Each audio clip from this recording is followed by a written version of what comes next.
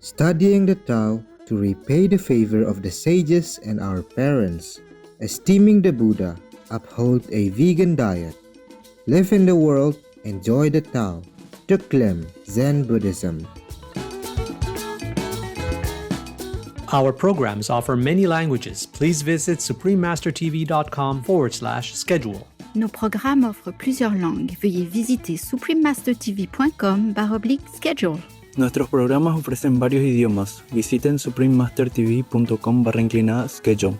Nossos programas oferecem vários idiomas. Acesse suprememastertv.com/schedule. Where does the oxygen we breathe come from? Many might say it comes from trees, but the fact is that most of the atmosphere's oxygen is produced by marine plants. Ocean plants provide about 70 to 80% of the oxygen on Earth, making them extremely important in climate change mitigation. The importance of ocean plants to the climate crisis. Continue watching to find out more.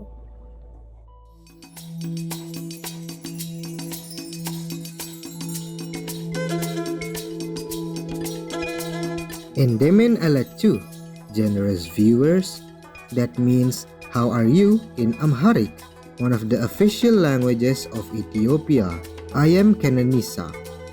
The people of Ethiopia wish that all human beings and their animal co-inhabitants will soon live harmoniously together in a world of everlasting peace.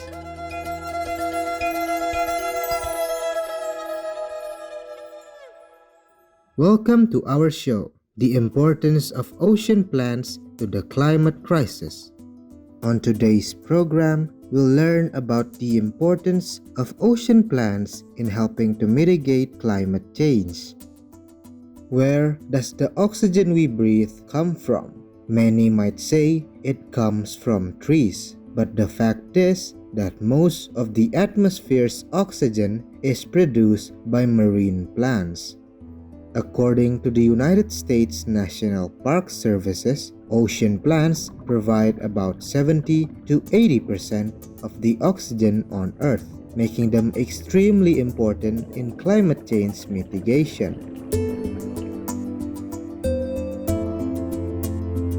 The ocean ecosystem is the planet's largest, comprising 70% of Earth's surface and containing roughly 90% of its life, including countless varieties of marine plants. Have you ever seen seagrasses? Despite their name, seagrasses are more closely related to terrestrial lilies and ginger than to grasses. They have roots, stems, and leaves and are the only flowering plants that grow entirely underwater. Approximately 72 different seagrass species exist on the planet.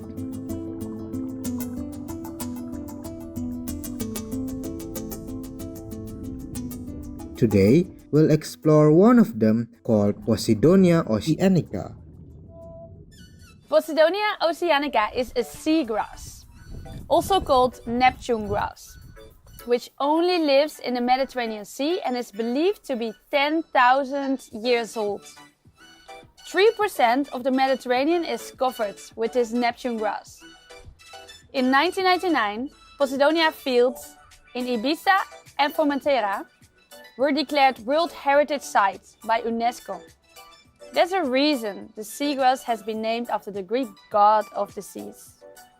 Let's dive in and explore 4 reasons why the Posidonia is so important. Number 1. For lots of fish, sea animals and plants, the Posidonia is their shelter place, their home and their nutrition. Number 2. Posidonia purifies the water and helps to clean up the sea. It makes the water crystal clear, the sand super fine, and it gives the Balearics one of the most beautiful beaches in the world. Number 3. Posidonia plays an important role against the eroding of beaches and dunes. Number 4.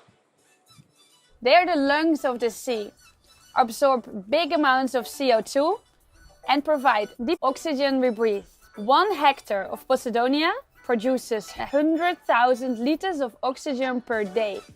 This is 5 times more oxygen than a hectare produces in the Amazon rainforest.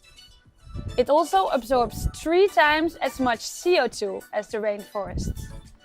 This makes the Posidonia of essential importance against climate change.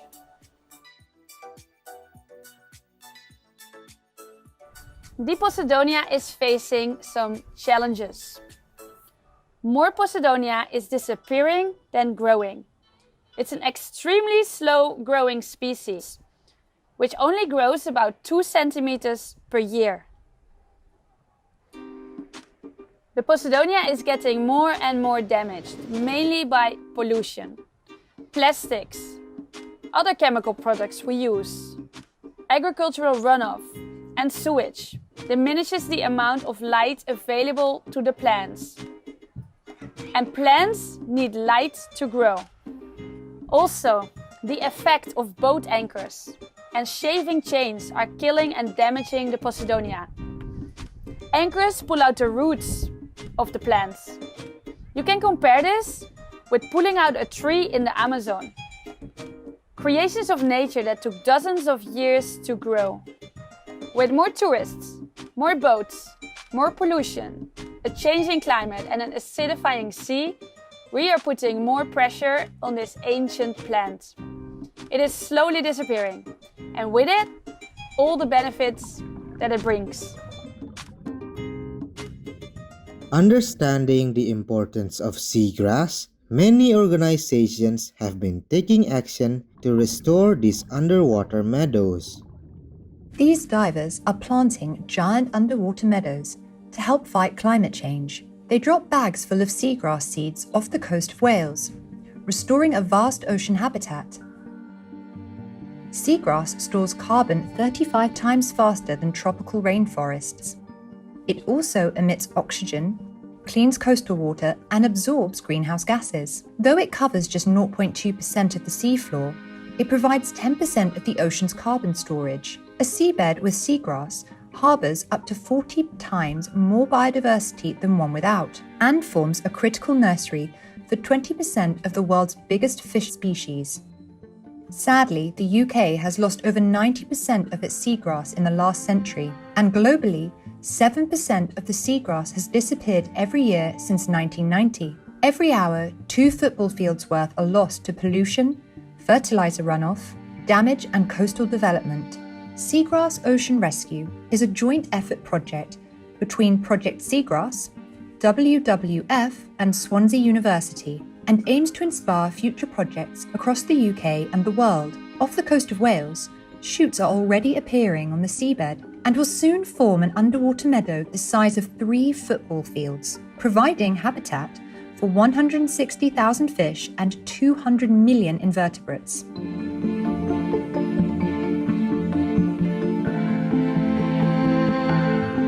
Thank you, Project Seagrass, WWF, and Swansea University for your efforts to restore seagrass to help tackle the climate crisis. We'll take a moment now and be back shortly. Please stay tuned to Supreme Master Television. Vegan, imagine we live and let live. Do it!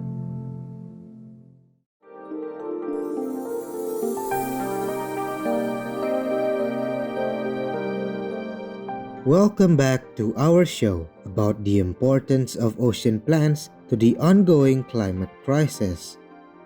Phytoplankton are microscopic algae, an essential part of the marine food chain, living throughout the ocean's surface waters. Despite their small size, which makes them invisible to the naked eye, phytoplankton play a critical role, getting nutrients from the water, absorbing sunlight to use as energy for photosynthesis, and releasing oxygen in the process that eventually makes its way into the atmosphere. These tiny organisms have been producing at least 50% of Earth's oxygen for hundreds of millions of years.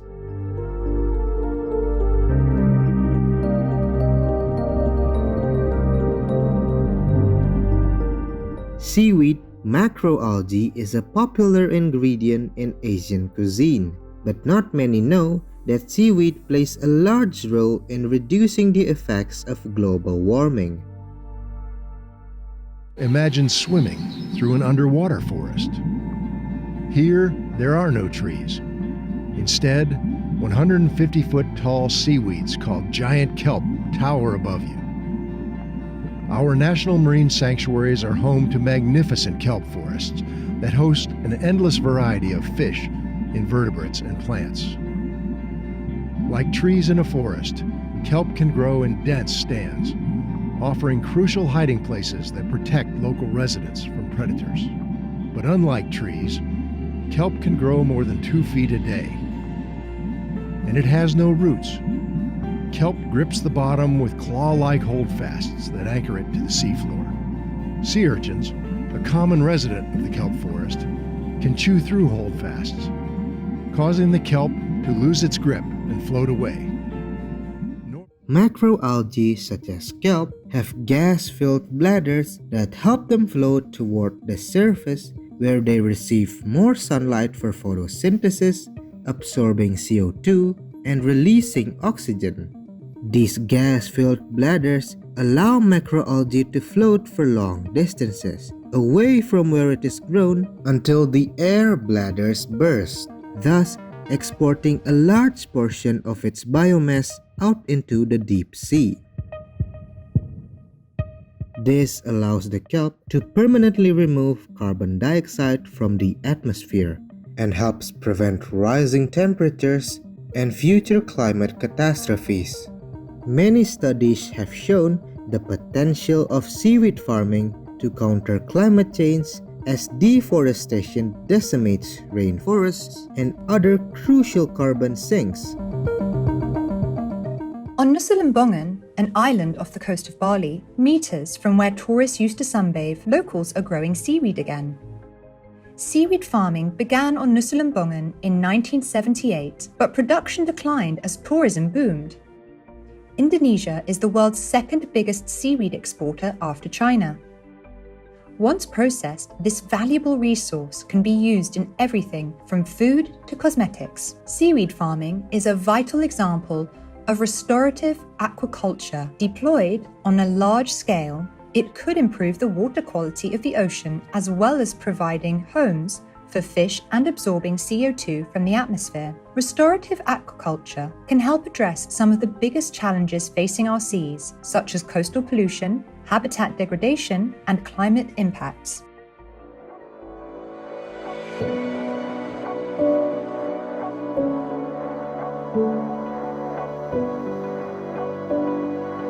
We hope everyone will soon realize the importance of these amazing planet-saving ocean plants and help to restore the underwater forests to protect our beautiful Earth from the worsening impact of the climate crisis. Delightful viewers, thank you for being with us today. We wish that all beings soon become enlightened and thus free themselves from the endless cycle of transmigration. Vegan, because we want to teach our children that heaven is watching.